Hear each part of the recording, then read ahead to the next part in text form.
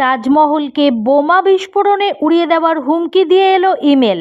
শনিবার সকালে উত্তরপ্রদেশ পর্যটন বিভাগ ও দিল্লি পুলিশের কাছে এই ইমেল পৌঁছয়। তাতে দাবি করা হয় আরডিএক্স ব্যবহার করে তাজমহল উড়িয়ে দেওয়া হবে। ইমেলটি অজ্ঞাত পরিচয় এক ব্যক্তির তরফে পাঠানো হয়েছিল, যার নাম দেওয়া হয়েছিল সাব্বাকু শঙ্কর।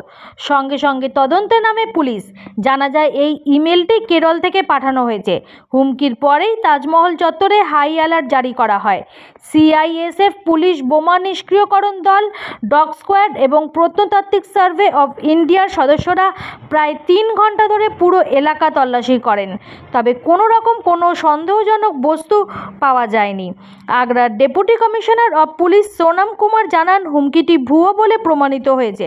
তবে সতর্কতামূলকভাবে সাইবার সেলে অভিযোগ নথিভুক্ত করা হয়েছে এবং তদন্ত চলছে। হুমকির পর থেকে তাজমহলে প্রবেশের সব গেটে কঠোর নিরাপত্তা ব্যবস্থা জারি করা হয়েছে। প্রতিটি দর্শনার্থীকে সতর্কতার সঙ্গে তল্লাশি করা হচ্ছে এবং সিসিটিভি ক্যামেরার মাধ্যমে সার্বক্ষণিক নজরদারি চালানো হচ্ছে। এর আগে তাজমহল একাধিকবার এমন হুমকির শিকার হয়েছে। 2008 সালের মার্চ মাসে তামিলনাড়ুর এক ব্যক্তি তাজমহলে বোমা হামলার হুমকি দিয়ে ফোন করেছিলেন, যাকে পরে গ্রেফতার করে জেলে পাঠানো হয়েছিল। ব্যুরো রিপোর্ট, আমার বাংলা নিউজ।